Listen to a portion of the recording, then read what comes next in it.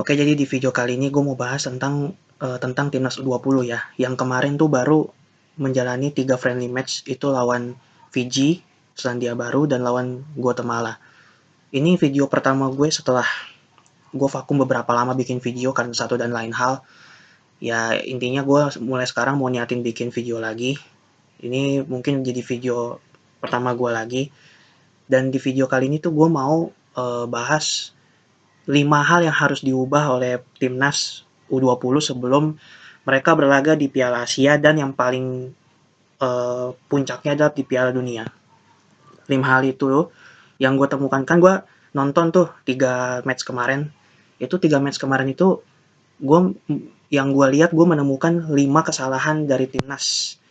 Yaitu yang pertama itu shooting finishing yang buruk, dan yang kedua itu salah passing, dan yang ketiga itu ini lini pertahanan tuh yang masih longgar, jadinya gampang diterobos oleh lawan ya.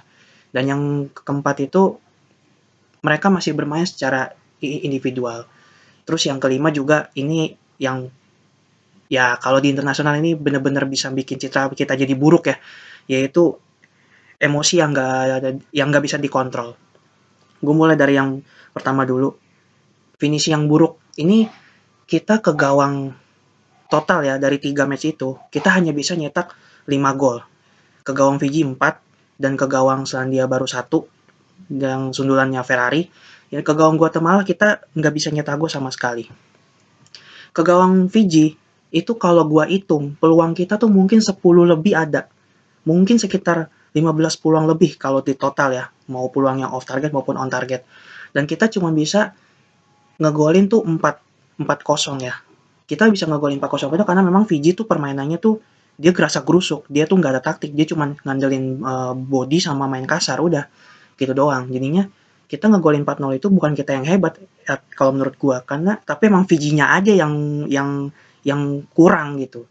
Dan kita ngegolin 4 itu menurut gua pun masih kurang. Harusnya kalau dari segi finishing itu kita bisa ngegolin 2 kali lipatnya, mungkin 7-0, 8-0, bahkan 10-0, 8-0 lah anggap. Jadi kalau menurut gue dari 3 match ini itu terbukti finishing kita buruk banget. Lawan Sandia Baru juga kita cuma bisa nyekor di detik terakhir kan, yang si Muhammad Ferrari. Jadi kita tuh finishingnya kita tuh peluang banyak, tapi finishingnya tuh amburadul. Entah tiang lah, entah ketangkep kiper terlalu lemah, ke atas, ke samping. Kalau masih on target nih, masih tiang atau ketangkep kiper masih oke. Seenggaknya masih ke arah gawang, on target gitu ya. Tapi kalau off target, itu kan berarti ada yang salah gitu kalau menurut gua ya. Jadinya menurut gua finishing tuh harus harus kita apa? Harus kita diperbaikin lagi lah. Salah satunya yang pas lawan Guatemala tuh yang paling gue inget, Hoki Caraka tuh depan gawang udah nggak ada yang jaga, dia mau nembak bolanya nggak kena. Itu kan seenggaknya kalau itu masuk satu-satu tuh seri kita gitu loh. Dan gue langsung masuk ke yang poin kedua ya. Poin kedua ini, nah ini juga nih, ini salah passing. Salah passing itu gue langsung ke intinya aja dah. Ini bukti nyata. Golnya Guatemala yang dari tengah lapangan itu kan berawal dari kita, pemain kita gue lupa siapa, tapi pemain kita kan ada salah miskom, salah passing. Akhirnya diambil sama si siapa, Julio ya kalau nggak salah yang nyetak gol, dia langsung cop dari tengah lapangan masuk ke gawang.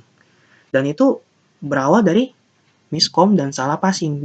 Nggak cuma itu doang, banyak kejadian-kejadian yang kita salah passing yang berbuah pelanggaran atau berbuah peluang buat lawan, tapi yang paling bener-bener ketara yaitu yang golnya Guatemala. Itu kan kalau kita nggak salah passing lawan Guatemala, seenggaknya kayak tadi Hoki Caraka dia gagal, tapi kan kita 0-0 seri, seenggak-enggaknya ya gitu loh. Jadinya salah passing ini kalau nanti di event internasional, di Piala Asia, di Piala Dunia, itu nanti bakal jadi bumerang buat kita, bakal jadi senjata makan tuan lah, atau bakal jadi peluang besar buat pemain lawan gitu. Jadi dari finishing dan salah passing itu udah 2 faktor. Terus yang faktor ketiga tadi apa? Lini pertahanan. Lini pertahanan tuh juga apa namanya? Lini pertahanan tuh kita tuh masih sering diterobos. Mungkin yang lawan Fiji kita nggak terlalu sering karena kita aktif menyerang. Tapi yang lawan Selandia Baru, lawan Guatemala itu sering banget kita lini pertahanan tuh longgar, banyak lubang yang ditinggal karena memang kita bermain agak ke tengah ya, yang gue lihat. Jadinya mereka bisa memanfaatkan peluang itu. Beruntung Selandia Baru dan Guatemala itu yang gue lihat mereka bukan tim dengan finishing yang bagus juga sebenarnya. Apalagi Guatemala kan juga golnya kan karena efek kesalahan kita. Kalau enggak kan 0-0. Selandia Baru juga golnya cukup bagus yang golnya, cuman mereka hanya bisa menyerangkan 2 gol gitu loh. Itu kan sebenarnya membuktikan bahwa peluang apa namanya, skill mereka tuh nggak terlalu bagus-bagus banget, cuman mereka mampu untuk menerobos terus-terusan ke lini pertahanan kita. Karena ini emang lini pertahanan kita tuh bapuk banget gitu loh. Sering miskom gitu. Jadinya eh, lini pertahanan yang buruk itu bakal jadi peluang banget buat lawan gitu. Jadi buat back itu sama kalau dari gue ya buat back sama gelandang tengah itu harus koordinasi. Terutama buat gelandang bertahan. Gimana supaya lu bisa ngejaga dari lini kedua sampai ke lini dekat kotak penalti gitu. Nah, kalau yang gue masuk yang keempat ya. Yang keempat itu adalah permainan individual. Gue sering nonton Liga 1 dan gue lihat di Liga 1 sering banget pemain-pemain kita tuh gerasa gerusuk, main di individual, main sendiri, ujung-ujung out, crossing juga nggak jelas kemana bolanya, keluar stadion. Dan ternyata permainan individual ini masih sering kebawa ke timnas. Dan lu tau lah Sintayong, dia kan gak suka dengan pemain yang bermain individual kecuali kalau skill lu kayak Neymar ya. Ini kan skill lu kan tidak kayak Neymar. Jadi harusnya lu jangan bermain individual lah gitu loh. Kurang-kurangin. Kalau ada momennya oke, tapi jangan dipaksain. Lu mencoba ngelewatin 2 pemain, 3 pemain lawan. Ujung-ujungnya kerebut, jadi peluang buat lawan. Jadi harusnya tuh lu bisa bermain secara tim, bermain kompak. Jangan main individu-individu gitu loh. Manfaatin tuh peluang apa bukan peluang, operan one to one tuh itu udah bagus, cuman kadang-kadang suka salah passingnya juga sama gitu. Jadi dari sejauh ini dari 4 hal atau 4 kekurangan timnas yang gue sebutin, semua tuh berkaitan gitu loh. Jadi skill individu ini ya kalau memang lu bisa oke, tapi kan kadang-kadang gue ngelihat udah nggak bisa dipaksa, mending kalau lewat. Kalau kagak bolanya kerebut akhirnya jadi peluang buat lawan. Kalau gol gimana gitu loh. Itu yang gue takutin. Jadi ini di pentas internasional sama pentas dunia, terutama di Piala Dunia lah gitu loh. Apalagi kita tuan rumah ya. Itu gue pengen 4 hal ini dikurangin sama hal yang kelima nih ya. Gue masuk hal kelima. Itu emosi. Gue sebut nama aja kayak Hugo, terus Hoki Caraka tuh ya kalau nggak salah yang sama lawan Fiji. Yang lawan Fiji gue paham, gue pun waktu nonton gue sangat emosi, pastilah. Gue hampir banting remote. Tapi lu yang main di lapangan, lu harus bisa tahan emosi lu seredam mungkin. Jangan sampai kepancing karena memang itu maunya mereka kan. Lawan kan pasti maunya lu emosi nih, lu kepancing emosi. Otomatis kalau lu kepancing emosi, lu main juga jadi nggak benar. Strategi, taktik lu buyar semua. Yang di otak lu buyar semua. Lu main jadi pasti nggak bagus. Dan lawan pengen itu gitu loh. Jadi kurang-kurangin emosi itu harus diredam. Jangan sampai kepancing, kita main fokus dengan permainan kita aja. Jangan sampai kita kebawa ke permainan mereka yang memang pengen kita emosi gitu.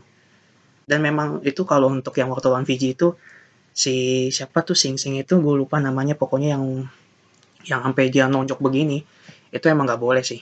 Kalau misalnya apa namanya gue jadi pelatih Fiji atau mungkin gue jadi presiden PSSI-nya Fiji, pemain itu udah gue coret selamanya. Karena itu mencoreng nama baik negara juga gitu loh. Ya Fiji emang mainnya kasar sih, cuman itu yang paling parah itu. Dan tapi menurut gua saat itu si hoki juga sebenarnya hoki juga nggak boleh sebenarnya sampai kepancing emosi seperti yang tadi gue bilang. Tapi di satu sisi gue juga mengerti kenapa dia begitu. Tapi tetap itu salah ya, itu nggak boleh gitu loh. Jadi 5 hal yang gue kritik ini, gue berharap banget semoga bisa diubah lah sama timnas. Karena kalau di pentas internasional mereka begini di Piala Asia, di Piala Dunia U20, itu nanti apa? Gue cuman takut kita nggak bisa berbuat banyak gitu. Oke lah mungkin kalau untuk bicara peluang juara kita fair-fairan mungkin susah ya. Tapi seenggak-enggaknya kita lolos dari fase grup deh. Kalau dari gue pribadi nih, kalau gue boleh ngomong target gue pribadi, kita lolos dari fase grup. Di fase grup kita amit-amit kalah, gue masih oke gitu. Jadi jangan sampai malu-maluin banget gitu. Jangan sampai amit-amit 0 poin peringkat 4, jangan. Seenggak-enggaknya kalau nggak lolos fase grup pun peringkat 3 deh dan ada poin gitu. Gue pengennya begitu. Itu harapan gue sih. Ya, dan ini sekaligus jadi video pertama gue. Ya semoga aja gue bisa konsisten terus bikin video, karena sebenarnya gue udah lama banget pengen bikin video tapi baru sekarang gue sempet. Ya udah, segitu aja dulu. Next nanti kalau ada FIFA match lagi atau nanti mungkin gue bikin video untuk klub-klub di Indonesia, kan gue juga sering nonton Liga Indonesia, bahkan mungkin hampir tiap hari gue nonton, jadi gue sedikit banyak tau lah gitu, walaupun gue hanya rakyat biasa gitu ya. Ya udah, segitu dulu aja video dari gue. Ciao.